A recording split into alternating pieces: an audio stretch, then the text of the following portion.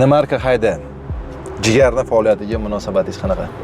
Munosabatim yaxshi. Mana bu bola tepada aytib o'tganimdek emas, qaytanga yaxshi samimiyat bilan bo'lgan ishlarni eslab, xotirlab, oldimga kelib videolar qilganda ham misol uchun Nodirxo'ja samimiylik bilan tan olib gapiradigan bolalardan.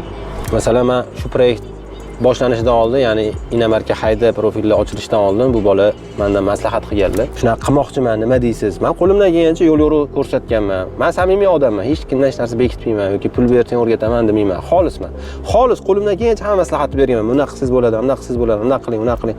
Mashinani spesifikatsiyasini, ya'ni navorotlarini, komplektatsiyasini yaxshi tushunmas edi bu bola. Sekin-sekin o'rgandi, odam ustida ishlasa bo'ladi.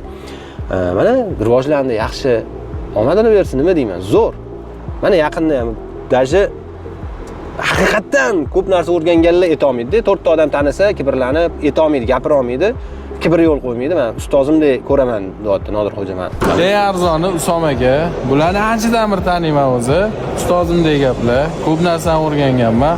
Bir xilda aytolmaydi. Bu bolaga men ko'p narsa o'rgatmayman, maslahat berganman, yo'l yo'riq ko'rsatganman, qo'limdan kelgancha. Nodirxo'ja shu Inomarka hayda eng добрый blogerlardan birida. O'shandan yutdilar, odamlar sezadi buni. Samimiy bo'lgani uchun, o'sha hamma narsani priznat qilib, zo'r qabul qilib, o'shani tan olib, shu odam menga o'rgatgan, ustozimdek ko'raman deb gapira olish oson emas. Ko'pchilikni ko'ramiz, gapira olmayapti.